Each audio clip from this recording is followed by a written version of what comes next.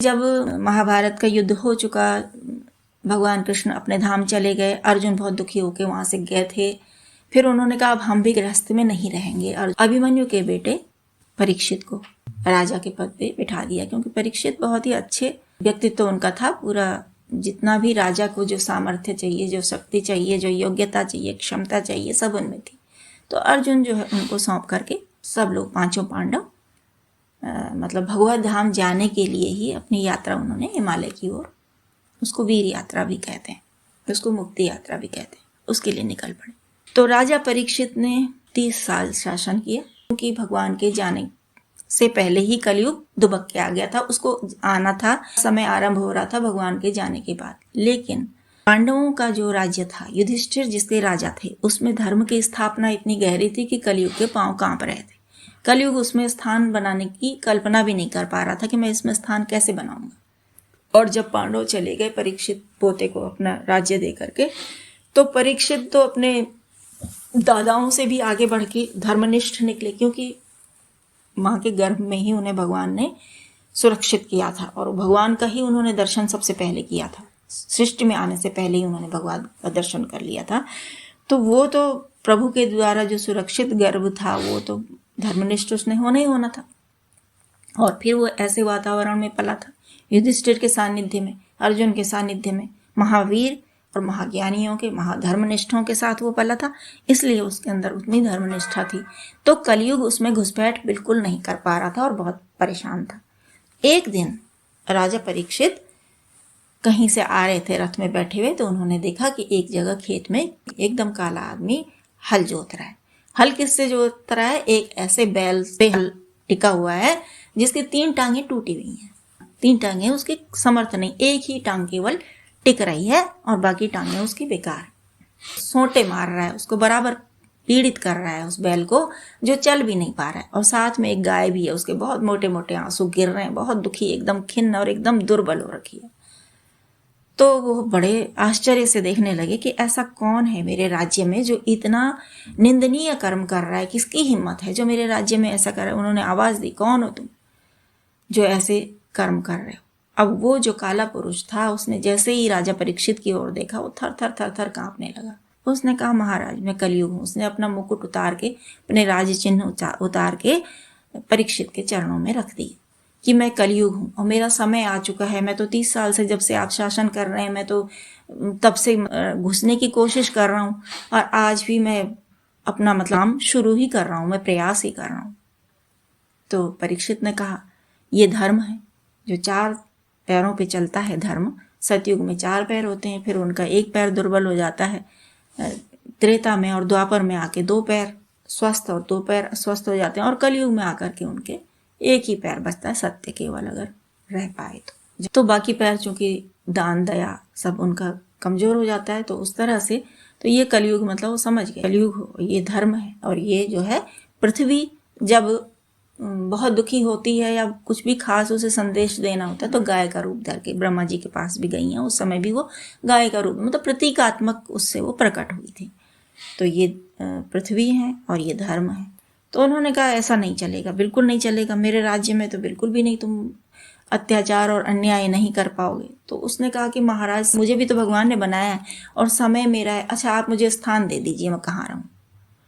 तो राजा परीक्षित ने कहा कि जहां अंधी कमाई हो, मतलब बिना मेहनत की कमाई हो, वहां रह लो। जहां व्यभिचार होता हो वहां रह लो। जहां जुआ खेला जाता हो वहां रह लो।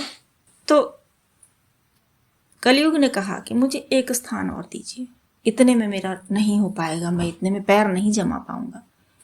तो इन्होंने कहा, राजा परीक्षित ने, कि जहां ज्यादा सोना हो वहां रह लेना, अति सोना हो वहां रह लेना।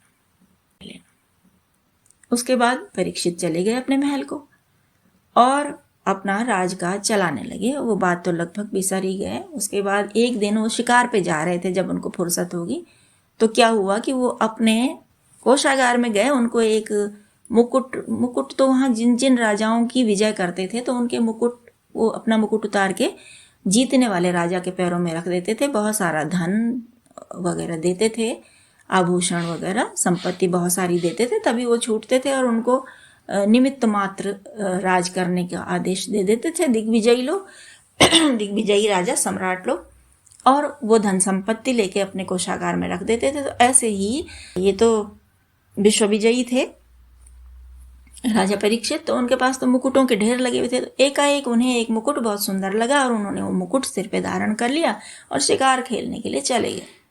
शिकार खेलने के लिए गए, चूंकि उसमें सोना बहुत बड़ी मात्रा में था और कलयुग को मौका मिल गया, क्योंकि अधिक सोना जहाँ हो वहाँ पे तुम रह सकते हो। उन्होंने मतलब टालने के लिए एक तरह से वो दे दिया था आदेश, तो वो मुकुट के अंदर घुस गया कलयुग वहाँ पे, क्योंकि बड़ी मात्रा में सोना था, उसको मिल गया। कुछ पल तो टिक सकता हूँ, उस बुद्धि के अंदर उनका घुसना असंभव था, परीक्षित की बुद्धि के अंदर घुसना, लेकिन एक उन्होंने ही मौका दे दिया था तो उसमें घुसे। और उतनी देर में इनको राजा परीक्षित को प्यास लगी। सामने दिखाई दिए शमीक मुनि। शमीक मुनि तप में बैठे हुए थे और इनको प्यास लगी। इन्होंने कहा कि पानी वानी मिलेगा कुछ।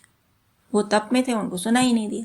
इन्होंने एक दो तीन बार बोले कैसे लोग हैं ये जिनको कि प्यास से मर रहा हो तो इनको अपनी पूजा पाठ की लगी है। वो लौटने लगे जैसे ही राजा परीक्षित, ऐसे ही उन्हें एक मरा हुआ सांप दिखाई दिया। उन्होंने अपनी धनुष की नोक से उठाया, उनको ये मजाक सूझा, ये मतलब हास्य का विषय उनको लगा। उन्होंने उनके गले में टांग दिया मरा हुआ सांप। इतने में उनका पुत्र था, उनके पुत्र के मित्र ने, किसी ने देख लिया दूर से कि उन्हें तुरंत जाके, वो नदी में नहा रहे थे, उनको जाके बोला कि तुम्हारे पिता के गले में किसी ने, कोई राजा था और उसने मरा हुआ सांप टांग दिया। और उसने चक के देखा, उसने कहा अरे ये सचमुच में बहुत गलत बात है, ने ऐसा किया। कौन था वो राजा? जो भी था, तुरंत जल लिया हाथ में। तपस्वी के पुत्र थे, तपस्यारत खुद भी रहते थे। जल हाथ में लिया, जिसने भी मेरे पिता का अपमान किया है उसकी मृत्यु तक्षक आज से 7वें दिन जाके काटे और उसकी मृत्यु हो जाए। ये संकल्प उन्होंने जल में लेके छोड़ दिया। उसके बाद राजा तो चले गए अपने घर, और जब घर गए उन्होंने मुकुट उतार के रखा तो उन्हें तुरंत ध्यान आया मैंने क्या किया। हे भगवान, ऋषियों को बहुत आदर करने वाले, सत्कार करने वाले, और मैंने ये क्या कर दिया। अब उनको बड़ा दुख हुआ। उन्होंने कहा कि अरे मुझे तो कुछ कर, मैं क्या करूं, अब मुझे राज त्याग देना चाहिए कि मुझे आत्महत्या कर लेनी चाहिए। नहीं, आत्महत्या तो मैं नहीं करूंगा, मुझे तुरंत क्षमा मांगने। वो मतलब इस बेचैनी में थे कि मैं कैसे, क्या क्षमा किस मुंह से मांगूंगा, मैं इतना बड़ा अपराध मैंने कर दिया। उनके ऋषि की जब मतलब ध्यान भंग हुआ, आँख खुली, उन्होंने तो उसको, तब तक तो बेटे ने उतार के उनके डाल दिया था। तो उन्होंने कहा कि बेटे ने बताया कि मैंने ऐसे ऐसे किया। उन्होंने कहा तुमने बहुत गलत किया, और राजा था तो पृथ्वी में तो एक ही राजा है, किसी राजा की हिम्मत नहीं है इस इलाके में आने की। उनके सब चेहरे हैं जो काम कर रहे हैं, इधर उधर संभाल रहे हैं, तो राजा तो परीक्षित ही हो सकते हैं। और परीक्षित आए और उन जैसा धर्मनिष्ठ राजा अगर उन्होंने कर भी दिया तो ये कोई बड़ी बात थोड़ी थी। वो तो शिकार खेलने जाते हैं, शिकारी हैं, खिलाड़ी हैं, खेल दिया, वो कोई बात ही नहीं है। मरा हुआ सांप तो था, जिंदा भी होता तो मुझे काटता थोड़ी। तुमने बहुत बड़ा अनर्थ किया, चलो चलो चलो क्षमा मांगे। और ये दौड़े दौड़े गए, ऋषि बेटा तो नहीं गए, लेकिन ऋषि दौड़े दौड़े गए और वहाँ कहने लगे कि बहुत बड़ी भूल मेरे बेटे ने कर दी। आप जैसे धर्मनिष्ठ राजा की इस पृथ्वी को आवश्यकता है, आप नहीं रहेंगे तो धर्म कहाँ रहेगा, कलयुग आ जाएगा। मना किया, लेकिन उन्होंने कहा नहीं, वो भी एक ऋषि कुमार है और ऋषि कुमार की बात को काटना मैं बहुत ही अनुचित समझता हूँ। और ऋषि, मेरे से इतना बड़ा अपराध हुआ है कि मृत्यु ही उसका कर पाएगी, मतदान नहीं तो नहीं, मतलब मुझसे अपराध बहुत बड़ा हुआ है।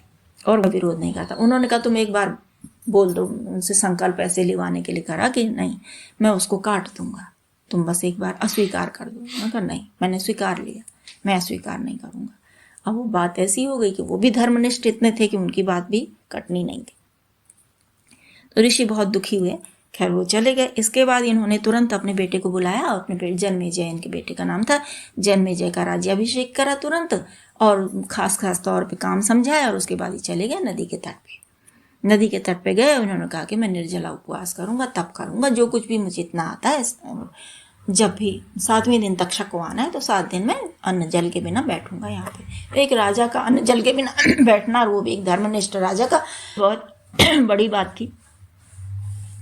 तो वहां पे आ गए सुखदेव जी, सुखदेव मुनि, जो वेद व्यास के बेटे हैं। वेद व्यास जिन्होंने की श्रीमद् भागवत महापुराण लिखी है, उस समय तक लिखी गई थी, केवल किसी को सुनाई नहीं गई थी। सुखदेव ही पहले श्रोता थे।